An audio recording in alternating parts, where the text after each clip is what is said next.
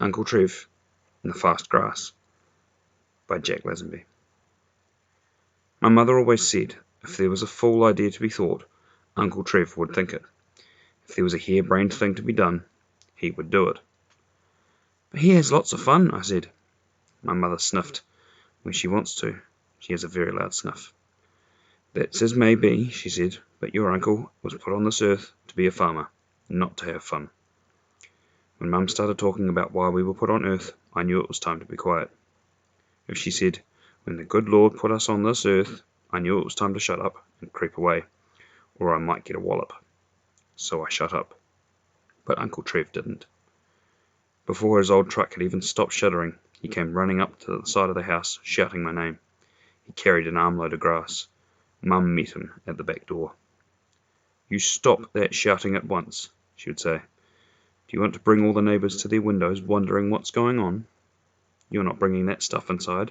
You can take off those great boots. I haven't spent half the week on my hands and knees rubbing and polishing just to have you traipsing your hobnails all over my lino. Uncle Trev winked at me. He laid the grass down and kicked off his boots. He never wore laces, so he could just step into them or kick them off quickly. He said it saved him about 3/4 of an hour a day. You watch your average cocky, he said. He laces up his boots before going to the shed in the morning. He unlaces them again after milking before breakfast. That's twice. Then he laces them up again before he goes out to do a bit of fencing or whatever, and unlaces them again before morning tea. That's 4 times. He has to do them up again afterwards and unlaces them before midday dinner. That's 6. Before afternoon tea and after it. 8. He comes home after evening milking and unlaces them again. After tea, he has to go out and tie up the dog, or go over to the shed and stir the milk, because he's only delivering to the factory once a day. That's 11 times I make it, and each time takes him about 5 minutes. 11 fives, it's 55 minutes in a day, so just by not wearing laces, I'm saving an hour a day. I tell you, he said, glancing at me and tapping the side of his nose. It's what that goes on up here that counts. I wasn't sure what Uncle Trev meant by that, but when I told Mum how he saved an hour a day, she sniffed and said, Farmers don't wear boots, they wear gumboots. They shove their feet into them and kick them off. Nasty, dirty things, always lying about the back door. But I believed Uncle Trev when he said he was older than anyone else his age, because he did 2 weeks, 1 day and 6 hours more work a year than they did, all because he didn't wear laces in his boots. I checked his arithmetic and he was right, but for 1 hour. But I wasn't telling you about Uncle Trev's arithmetic, or about lacing up boots, or whether the farmers wear gumboots. I was telling you about the time Uncle Trev arrived at our place with an armful of grass, and he said he'd made a startling invention. Well, after Mum made him behave like a Christian, which meant he had to take off his new boots, wash his hands, sit down at the table, have a cup of tea, several of her date scones, he told me about his fast grass. Those mad scientists, he said, they're always trying to breed fatter cows, sheep with long wool, pigs the size of young horses. Well, I've invented something that's going to knock all their ideas into a cocked hat. He looked up at me, tapped the side of his nose. It's all up here, he said.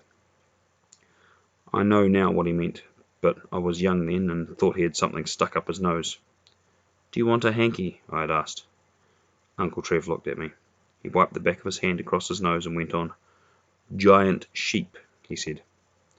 May sound all very well, but they'll shove your hills down into the gullies before you could say Jack Robinson. Look at the tracks the sheep make around the sides of hills as it is. Who'd shear giant sheep? You'd have to breed giant shearers. Have you ever cooked for a shearing gang? I admitted I hadn't. I'll bet those mad scientists hadn't either, said Uncle Trev. As for their giant cows, they'd have to breed giant dogs just to chase them. And I tell you, those mad scientists are barking up the wrong tree. They seem to know what they're doing, said my mother. They're coming at it all cockeyed, said Uncle Trev. Now this is what I thought. If you could feed 2 sheep where you could only feed 1 before, you'd still have your hillsides up on the hills, and you wouldn't have to feed giant shearers and breed giant dogs. You wouldn't have to rebuild your fences or your sheds or your yards. You'd just feed twice as many sheep. Mum was banging around in the pots and pans cupboard under the bench, but I knew she was listening. How could you feed twice as many? I asked. Mum clanged the saucepan lid against the frying pan. Fast grass, said Uncle Trev. "I've invented fast grass. That stuff your mother made me leave at the back door. It'll feed twice as many sheep because it grows twice as fast as ordinary grass." He rushed out to get it, and Mum donged the gem iron against the big boiler she used for making jam. I remember Uncle Trev must have been excited because he didn't bother to put his boots on, and the concrete must have been wet, so his socks left tracks across the liner when he came back in, threw the grass down on the table. "How about that?" he said. "Just looks like grass to me," I said. "Fast grass," said Uncle Trev. "This is the stuff that's going to make our fortunes." I looked at it again. It did seem unusually green, and the blades were fairly long. "I'll tell you what," said Uncle Trev, and he tapped the side of his nose again. "By using this," he said, and I wondered if he meant his nose. "By using this, I'm going to make a mint of money while those mad scientists are still lacing up their boots." My mother turned from the bench where she was now rolling out some pastry and went towards the stove to try the oven. She stopped and stared. "What's that rubbish doing on my table?" she asked in a big voice. "That rubbish is going to make us all rich," said Uncle Trev. "It's my new invention, fast grass." "Get it off my table, out of my kitchen at once," Mum said. "The idea! Turn my back for a moment. If you're not carting in your mud on your boots, you fill in the place with smelly grass. Get it outside at once." Uncle Trev took his fast grass outside, threw it over the ground under the plum tree. I watched him from the window because I wasn't allowed outside. "I'm not having you back in bed just because your uncle has one of his harebrained ideas," Mum told me. She rapped on the glass, and Uncle Trev came back to the back door. "You staying for lunch?" she demanded. "No, I've got to get up to Matamata," he said, "to the sale yards. I've got to buy a lot more sheep to eat the stuff. It's growing so fast. The sheep I've got are getting lost in it. And then I've got a mob of cattle on their way up from the east coast. They should be here next week sometime.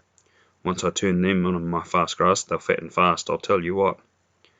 And he looked past Mum at me. "We're on to a winner here." He tapped his nose, and I tapped mine back. I could hear him trump down the side of the house, his unlaced boots going clop, clop.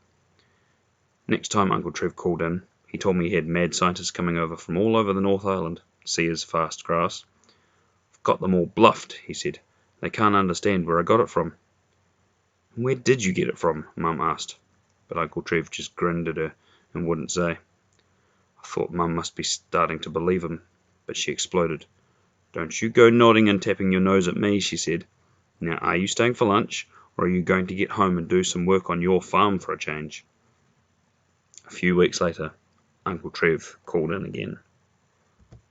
I could tell something was wrong by the sound of his boots as he came up the path. He kicked them off at the back door and came into the kitchen, carrying a few brown stems which he threw on the table. "Dead," he said. "Every last blade of fast grass dead." "All of it?" I asked. He nodded. "What about your extra sheep and cows?" I asked. "What are you feeding them?" "Sold the last of them yesterday," said Uncle Trev. "Got them off the farm just in time. Got top prices for them too." "Then it's all right?" "Suppose so," said Uncle Trev. "The new grass is coming away, but it's ordinary stuff." "Oh well, serves me right, I suppose." "Why?" "Well, I was doing all right," he said. "I get more off my farm than anybody else because I work an hour a day longer than the other cockies, though, through not lacing up my boots, as you know. And I've worked out another way of saving even more time." "What's that?" I asked. "Would you believe it?" said Uncle Trev. "The average cocky spends at least 10 minutes a day stropping his razor, lathering his face, shaving his beard. 10 minutes a day. That's 1 hour and 10 minutes a week. 2.5 days a year. Do you realize in 10 years the average cocky will spend 25 days shaving?" "Go on," I said. I thought I'd check his arithmetic later. "Well," said Uncle Trev, "I'm saving that time. I'm growing a beard. I'm going to spend all the time I save on the farm. No need for fast grass, I've realized. Just need to spend more time working." Mum came into the kitchen. "Thought I heard voices," she said. "What's wrong with your face?" she cried at Uncle Trev. "You look like a tramp." "I'm growing a beard," said Uncle Trev. "It saves me." But Mum had shoved him out of the back door before he could say any more. She made him sit out there on the back step while she put the kettle over the flame, made a cup of tea. "That's where I feed the tramps," she said. at the back door, and that's where you can drink your tea, at the back door. If you want to go around looking like a tramp, then decent folk will treat you as one. The idea.